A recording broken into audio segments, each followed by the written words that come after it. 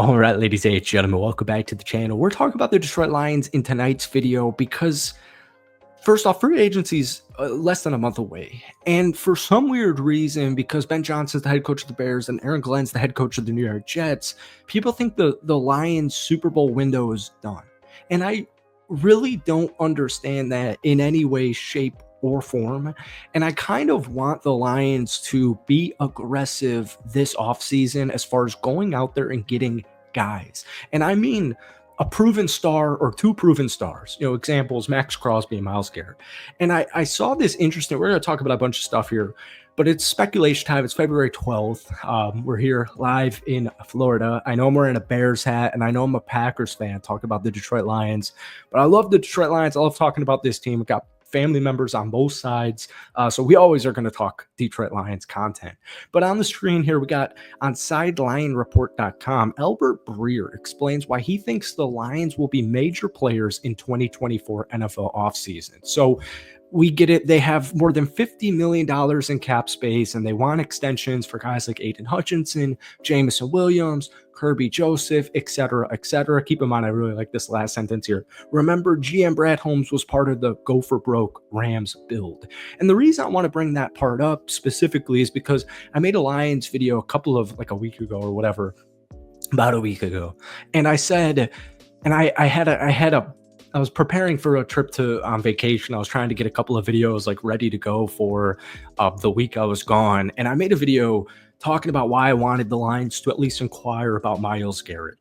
And my point was the window's not over. And there's pretty much two eggs you can pick here, right? One of them is, do you go out there and you go for broke like the Los Angeles Rams did, and you trade for Max Crosby. You give up a first-round pick. You give up 2 first-round picks and a player of importance to get a literal game changer to get you over the hump and start winning playoff games and obviously regular season games. Like the Lions have won 29 in the last 2 years, right? 29.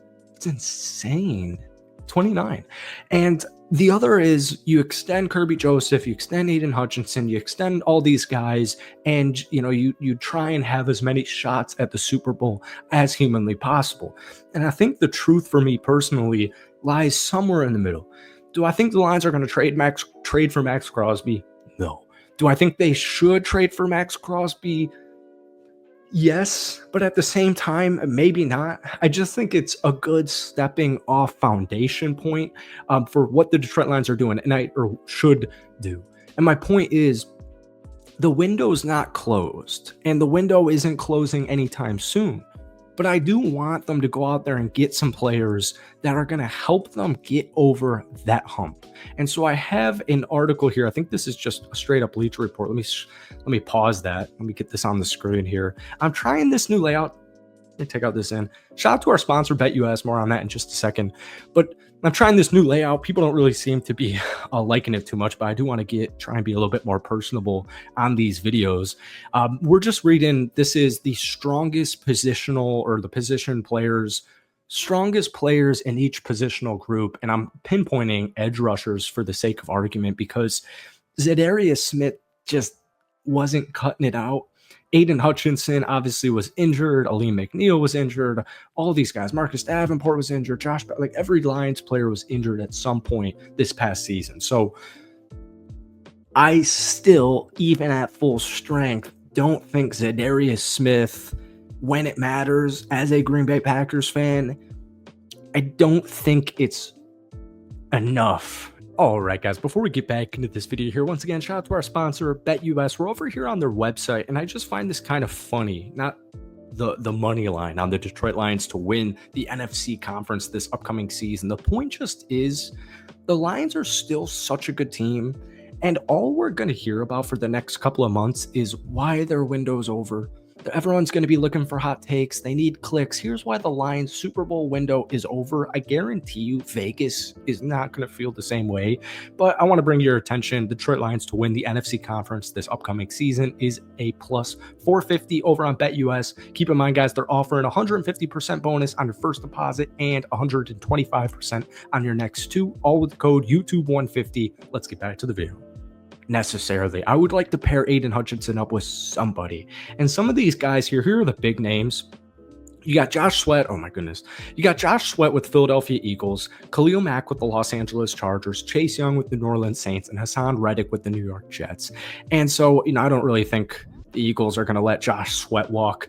Two players, honestly, all rest of the three. Khalil Mack with the Chargers. I get it. He's up there in age. Chase Young's been around the league for the last couple of seasons. Hassan Reddick's getting up there in age. He's also had some issues with availability in the sense of just kind of being dramatic to keep it nice, I guess. My point is, I think a guy like Khalil Mack would be really good.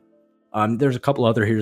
Chase Young had just 5.5 sacks with the Saints in 2024, but he is 25 years old, former defensive rookie of the year. There could be something there. I do love Azeez Ojulari with the New York Giants, but I think at 24 years old, I assume he's going to be with them. They put best value, and this is no team specific. They put best value at Matthew Judon.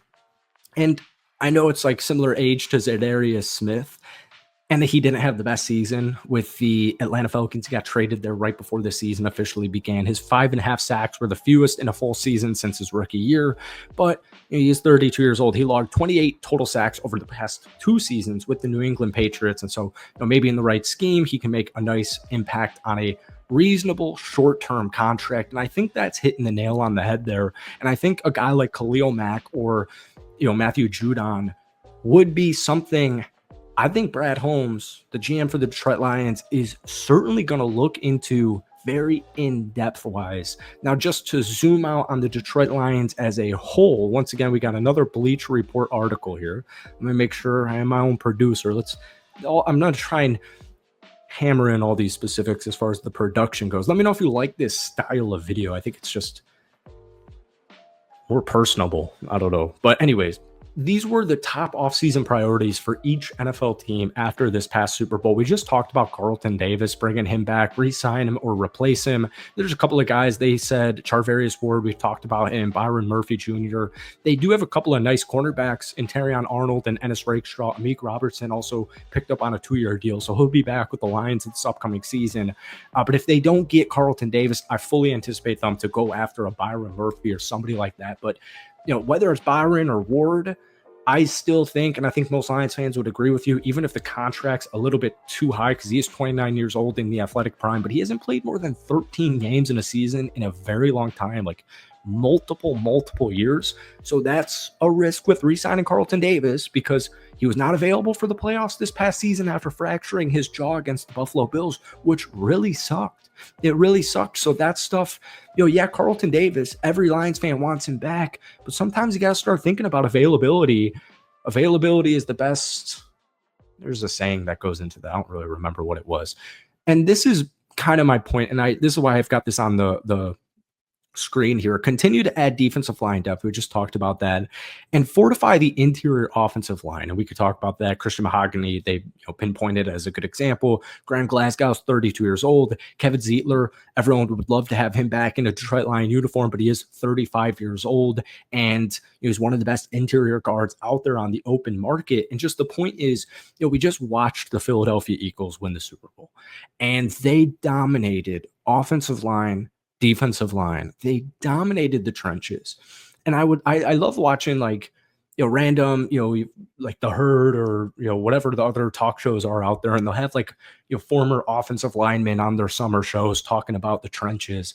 And the offensive line specifically, so underrated, just, as far as not casual NFL fans, because that's not what I mean. I'm a casual NFL fan. But my point is, if you can win in the trenches on both sides of the football, you're going to win a lot of football games.